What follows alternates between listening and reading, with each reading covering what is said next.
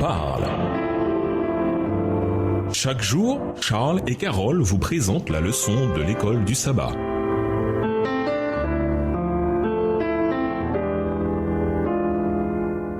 Bienvenue dans votre émission Dieu nous parle. Nous voilà à la leçon 14 allant du 24 au 30 décembre. Quelques leçons du livre de Job.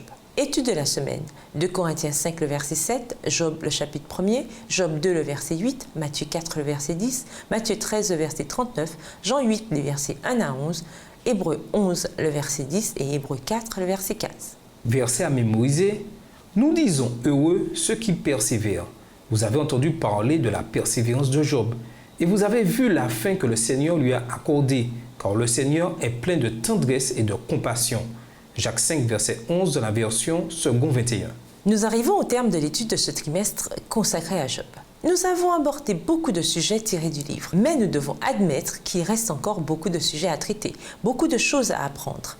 Bien entendu, même dans le monde profane, tout ce que nous apprenons et découvrons mène à davantage de choses à apprendre et à découvrir. Et s'il en est ainsi des atomes, des étoiles, des méduses et des équations mathématiques, à combien plus forte raison de la parole de Dieu. Nous n'avons pas à douter de la parole de Dieu parce que nous ne pouvons pas comprendre les mystères de sa providence. La nature nous offre constamment des merveilles qui dépassent notre compréhension. Serions-nous donc surpris de trouver dans le monde spirituel des mystères insondables? C'est dans la faiblesse et dans l'étroitesse de l'esprit humain que réside la difficulté. Pourtant, des mystères demeurent, en particulier dans un livre comme celui de Job, dans lequel une bonne partie des questions les plus délicates de la vie sont abordées. Néanmoins, nous examinerons cette semaine certaines leçons que l'on peut tirer de cette histoire pour nous aider, comme Job, à être fidèles au Seigneur dans un monde compliqué. Et nous vous laissons avec cette pensée. Certains mystères divins dépassent notre entendement, mais nous devons continuellement avoir foi en Dieu et lui faire confiance, sachant qu'il nous a créés dans un but précis et que nous vivrons éternellement avec lui dans un monde où tout n'est que beauté. Au revoir. Et à demain si tu veux. Dieu nous parle. Chaque jour, Charles et Carole vous présentent la leçon de l'école du sabbat.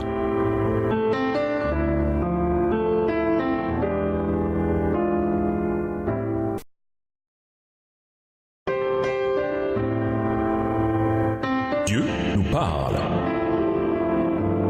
Chaque jour, Charles et Carole vous présentent la leçon de l'école du sabbat.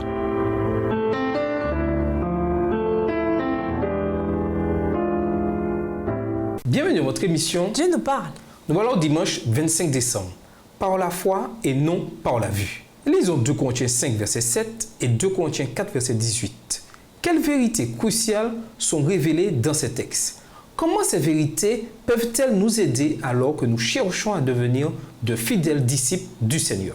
2 Corinthiens 5, verset 7, car nous marchons par la foi et non par la vue. 2 Corinthiens 4, verset 18, un point éternel de gloire parce que nous regardons non point aux choses visibles, mais à celles qui sont invisibles, car les choses visibles sont passagères et les invisibles sont éternelles. Le contexte immédiat de 2 Corinthiens 4, le verset 18 est eschatologique. Il évoque la fin des temps, quand nous serons revêtus d'immortalité, une grande promesse que nous n'avons pas encore vue s'accomplir. C'est une promesse que nous devons accueillir par la foi et non par la vue, car elle ne s'est pas encore réalisée. De la même manière, le livre de Job nous montre que la réalité va bien au-delà de ce que nous pouvons voir. Mais cela ne devrait pas être une notion si difficile pour des gens vivant à notre époque, où la science nous révèle l'existence de forces invisibles tout autour de nous. Dans une grande ville, un prédicateur se tenait devant une église réunie. Il demanda à l'assemblée de se taire. Durant quelques secondes, on n'entendit aucun bruit. Il sortit alors une radio et l'alluma, jouant avec le bouton des différentes stations. Toutes sortes de sons sortirent de la radio. Laissez-moi vous poser une question, demanda-t-il. D'où venaient ces sons? Venaient-ils de la radio elle-même? Non, ces sons étaient dans l'air tout autour de nous, sous forme d'ondes radio, des ondes aussi réelles que ma voix l'est en ce moment même. Mais la manière dont nous sommes faits ne nous permet pas d'y avoir accès. Pourtant, le fait que nous ne puissions pas les voir ou les entendre ne signifie pas qu'elles n'existent pas. Vous êtes bien d'accord? Autour de nous, quels éléments nous sont invisibles, comme les ondes ou la gravité? Quelle leçon spirituelle peut-on tirer du fait que non seulement ces forces invisibles existent, mais qu'elles ont un impact sur notre vie? Comme le livre de Job l'a montré, aucune des personnes impliquées ne comprenait vraiment ce qui se passait. Tous croyaient en Dieu, avaient une certaine compréhension de lui, de son caractère et de sa puissance créatrice. Mais en dehors de la réalité purement factuelle, c'est-à-dire les tragédies de Job, ils n'avaient aucune idée de ce qui se tramait en coulisses. De la même manière, ne sommes-nous pas parfois aussi ignorants des réalités invisibles qui nous entourent ? Le livre de Job nous apprend ainsi qu'il nous faut apprendre à vivre par la foi en prenant conscience de notre faiblesse et de notre incapacité à comprendre ces choses. Et nous vous laissons avec cette réflexion. Plus souvent qu'autrement, nous nous focalisons beaucoup trop sur les luttes auxquelles nous sommes en but ici-bas et pas suffisamment sur notre demeure céleste. Et pourtant, nous avons une espérance extraordinaire. Par conséquent, mettons nos luttes en perspective. Focalisons-nous sur le magnifique foyer qui sera nôtre avec Jésus. Au revoir. Et à demain si Dieu veut. Dieu nous parle. Chaque jour, Charles et Carole vous présentent la leçon de l'école du sabbat.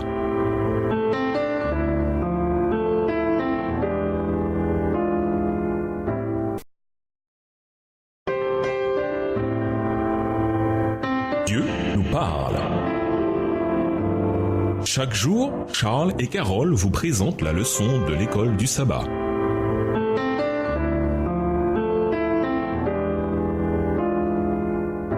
Bienvenue dans votre émission. Dieu nous parle. Nous voilà au lundi 26 décembre, un être maléfique. L'une des grandes questions qui pose problème au raisonnement humain, c'est celle du mal. Bien que certains philosophes et même des religieux nient l'existence du mal ou pensent que l'on devrait au moins abandonner le mot, la plupart des gens ne sont pas d'accord. Le mal est réel. Il fait partie de ce monde. On peut certes discuter de ce qui est mal ou non, mais la plupart d'entre nous, pour paraphraser un juge de la Cour suprême des États-Unis dans un autre contexte, le reconnaissent quand ils le voient. On classe parfois le mal dans deux grandes catégories, naturel et moral. Le mal naturel, c'est le genre de malheur qui survient lors de catastrophes naturelles, comme les séismes, les inondations ou les épidémies qui entraînent leur lot de souffrances. Le mal moral, c'est la conséquence d'actions délibérées d'autres êtres humains, comme le meurtre ou le vol. Toutes sortes de théories, anciennes et modernes, ont tenté d'expliquer l'existence du mal. En tant qu'adventistes du 7e jour, nous croyons que la Bible nous enseigne que le mal a commencé à la chute d'un être créé, Satan. La culture populaire, alimentée par les spéculations matérialistes philosophiques, a rejeté l'idée de Satan. Mais on ne peut faire cela qu'en rejetant le témoignage clair de la Bible, qui décrit Satan comme un être réel qui cherche à faire autant de mal que possible aux humains. Le livre de Job montre cette vérité de manière particulièrement nette. Nous vous invitons à lire Job, le chapitre 1er, les versets 1 à Job, chapitre 2, le verset 8. En quoi ces deux chapitres nous aident-ils à comprendre le rôle de Satan dans le mal, si omniprésent dans le monde? Dans le cas de Job, Satan était directement responsable des malheurs, aussi bien moraux que naturels, qui lui arrivaient. Mais ce que nous voyons dans le livre de Job ne signifie pas nécessairement que le moindre exemple de malheur ou de souffrance soit directement lié à une activité démoniaque. Le fait est que, comme les protagonistes du livre de Job, nous ne connaissons tout simplement pas toutes les raisons pour lesquelles des choses terribles arrivent. En fait, le nom de Satan n'a jamais été mentionné dans les dialogues concernant les malheurs de Job. Les intervenants ont blâmé Dieu, ils ont blâmé Job, mais jamais Satan lui-même. Néanmoins, le livre de Job devrait nous montrer qui est responsable, en fin de compte, du mal qui règne sur terre. Que disent les textes suivants sur la réalité de Satan? Apocalypse 12, le verset 12, Matthieu 4, le verset 10, Matthieu 13, le verset 39, Luc 8, le verset 12, Luc 13, le verset 16, Luc 22, les versets 3 et 31, Acte 5, le verset 3 et 1 Pierre 5, le verset 8. Plus important encore, quels exemples avez-vous de l'influence de Satan dans votre vie? Comment vous protéger de lui? Et nous vous laissons cette question de réflexion. De quelle façon pouvez-vous utiliser vos circonstances actuelles pour témoigner? Au revoir. Et à demain si Dieu veut. Dieu nous parle. Chaque jour, Charles et Carole vous présentent la leçon de l'école du sabbat.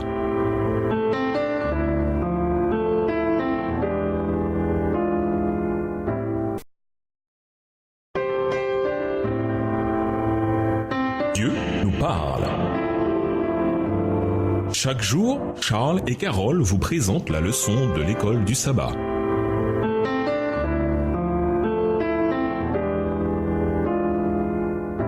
Bienvenue à votre émission. Dieu nous parle. Nous voilà mardi 27 décembre.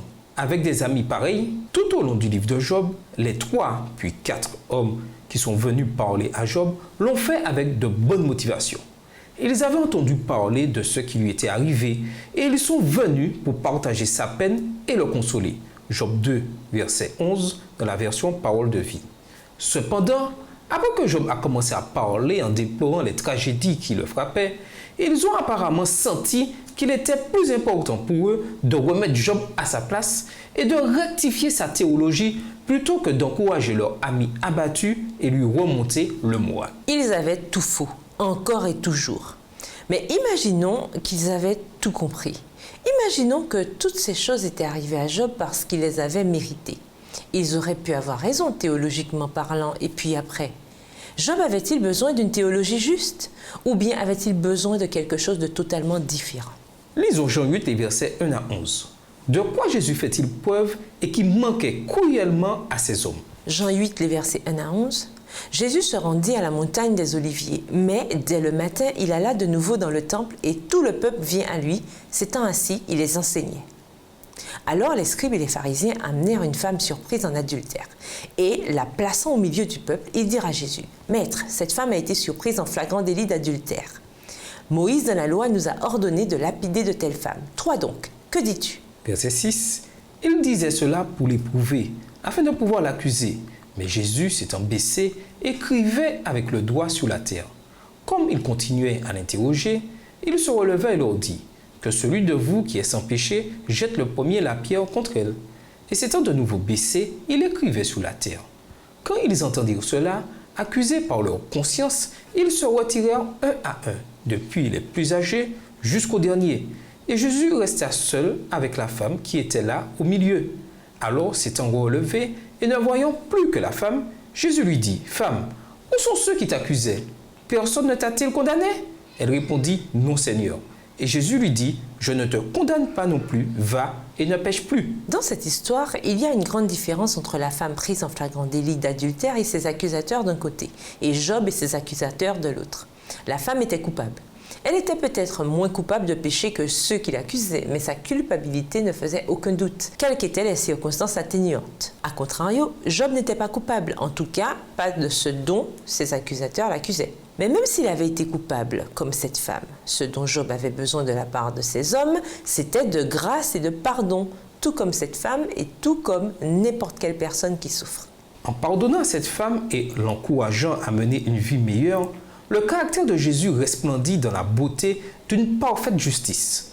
Sans pallier le péché, sans amoindrir le sentiment de culpabilité, il s'efforce non pas de condamner, mais de sauver. Le monde n'avait pour cette femme que du mépris, mais Jésus prononce des paroles de consolation et d'espérance. Ce que le livre de Job devait nous enseigner, c'est que nous avons besoin de donner aux autres ce que nous aimerions qu'on nous donne si nous étions à leur place.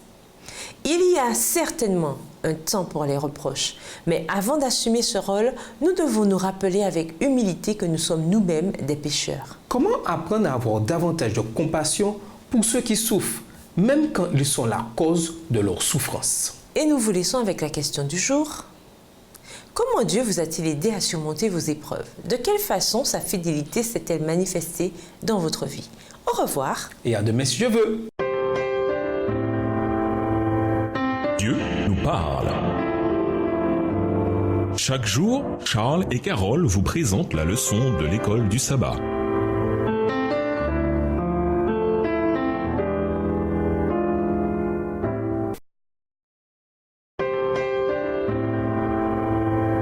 Dieu nous parle.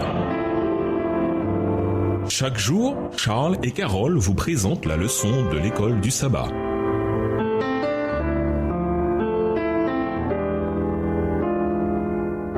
Bienvenue dans votre émission Dieu nous parle. Nous voilà au mercredi 28 décembre. Plus que des épines et des chardons. Comme nous le savons tous et certains d'entre nous un peu plus que les autres, la vie est dure. Dès l'Éden, après la chute, nous avons une esquisse de combien elle allait être dure, quand le Seigneur a fait savoir à nos premiers parents ce que seraient quelques-unes des conséquences de leur transgression. Voir Genèse 3, les versets 16 à 24. Mais ce n'étaient que des indicateurs. Après tout, si les seules difficultés de la vie consistaient en des épines et des chardons, l'existence humaine serait radicalement différente de ce qu'elle est aujourd'hui. Nous regardons autour de nous et que voyons-nous à part souffrance, maladie, pauvreté, guerre, crime, dépression, pollution et injustice? Hérodote, historien grec, a évoqué une culture où les gens pleuraient. Oui, pleuraient lors de la naissance d'un enfant, car ils connaissaient le chagrin et la souffrance inévitable que l'enfant connaîtrait quand il arriverait à l'âge adulte. Cela semble morbide, mais qui peut contester la logique? Le livre de Job a cependant un message à nous laisser sur la condition humaine. Comme nous l'avons vu, Job peut être considéré comme un symbole de l'humanité car nous souffrons tous et souvent de manière qui semble totalement injuste et disproportionnée par rapport au péché que nous avons tous forcément commis. Ce n'était pas juste pour Job et ce n'est pas juste pour nous. Et pourtant, dans tout cela, ce que le livre de Job a à nous dire, c'est que Dieu est là, Dieu sait et Dieu promet que tout cela ne sera pas pour rien. Les auteurs profanes, aussi bien que les auteurs athées, ont du mal à donner du sens à une vie absurde qui s'achève par la mort éternelle. Ils se débattent dans leur quête de réponse et ne trouvent en fait absolument rien du tout, car cette vie en soi n'offre rien. Il y a une philosophie athée appelée nihilisme, du mot latin nihil qui signifie rien. Le nihilisme enseigne que notre monde et nos vies dans le monde ne signifient rien. Le livre de Job, lui, nous désigne une réalité transcendante au-delà du nihil dont nous menacent nos vies mortelles. Il nous désigne Dieu et un champ d'existence dont nous pouvons tirer de l'espoir. Il nous dit que tout ce qui nous arrive n'arrive pas dans le vide, mais qu'il y a un Dieu qui sait tout de ce qui arrive. Un Dieu qui promet de tout arranger un jour. Même si le livre de Job laisse certaines grandes questions sans réponse, il ne nous laisse pas avec rien d'autre que la poussière et les cendres de nos vies dans les mains.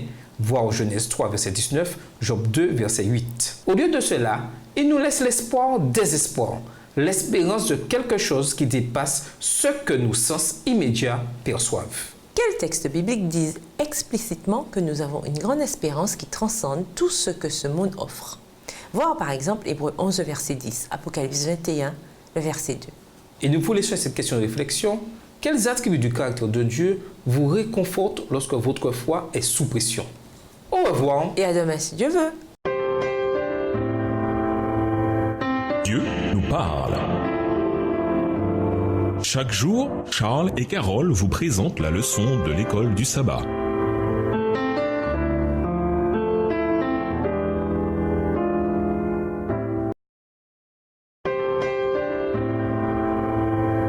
Dieu nous parle. Chaque jour, Charles et Carole vous présentent la leçon de l'école du sabbat.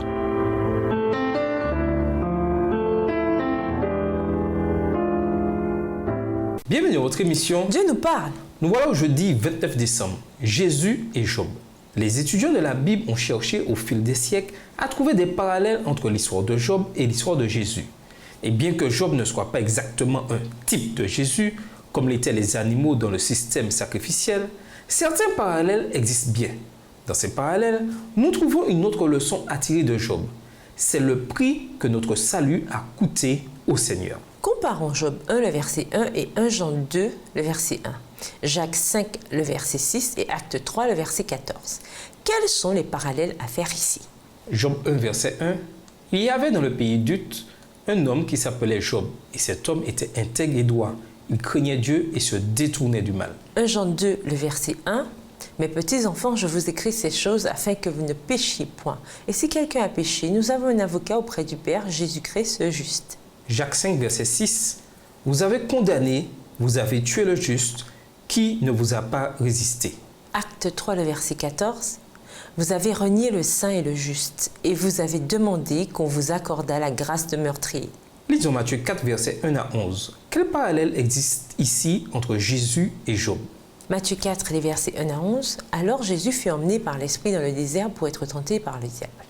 Après avoir jeûné 40 jours et 40 nuits, il eut faim. Le tentateur s'étant approché, lui dit « Si tu es le Fils de Dieu, ordonne que ces pierres deviennent des pains. » Jésus répondit « Il est écrit, l'homme ne vivra pas de pain seulement, mais de toute parole qui sort de la bouche de Dieu. » Le diable le transporta dans la ville sainte, le plaça sur le haut du temple. Verset 6, et lui dit, « Si tu es fils de Dieu, jette-toi en bas, car il est écrit, il donnera des ordres à ses anges à ton sujet, et ils te porteront sous les mains, de peur que ton pied ne heurte contre une pierre. » Jésus lui dit, « Il est aussi écrit, tu ne tenteras point le Seigneur ton Dieu. » Le diable le transporta encore sur une montagne très élevée, lui montra tous les royaumes du monde et leur gloire, et lui dit, « Je te donnerai toutes ces choses si tu te prosternes et m'adores. » Jésus lui dit, « Retire-toi Satan, car il est écrit, tu adoreras le Seigneur ton Dieu et tu le serviras lui seul. » Alors le diable le laissa, et voici, des anges vinrent auprès de Jésus et le servaient.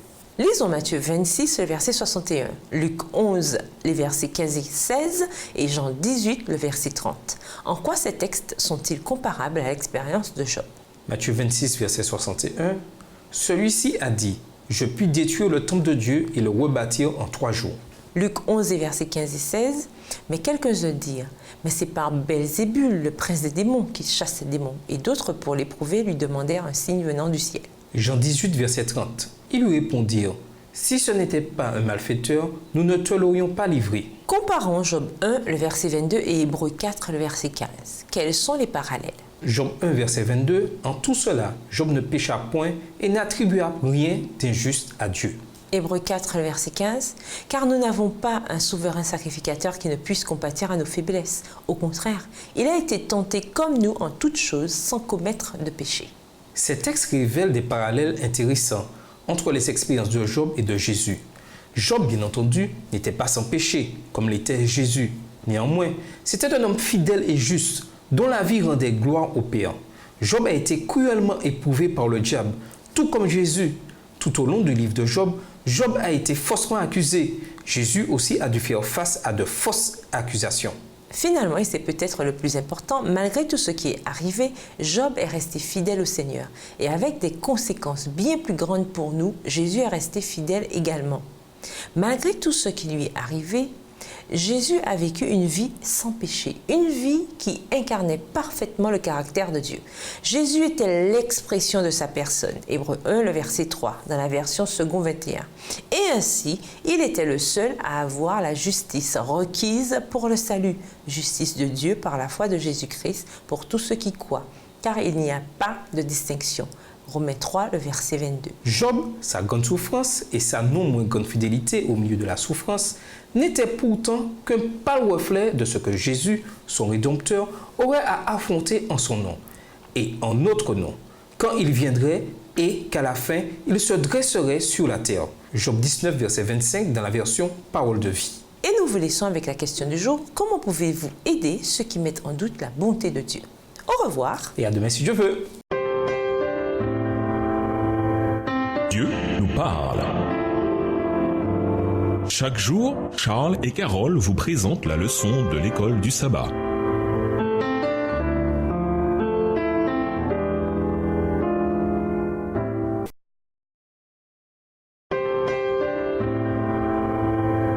Dieu nous parle.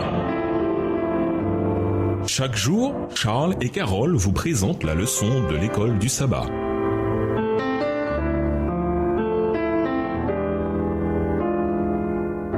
Bienvenue dans votre émission. Dieu nous parle. Nous voilà au vendredi 30 décembre pour aller plus loin. Au fil des siècles, le livre de Job a enchanté, éclairé et déconcerté les lecteurs juifs, chrétiens et même musulmans qui ont leur propre variante du récit biblique.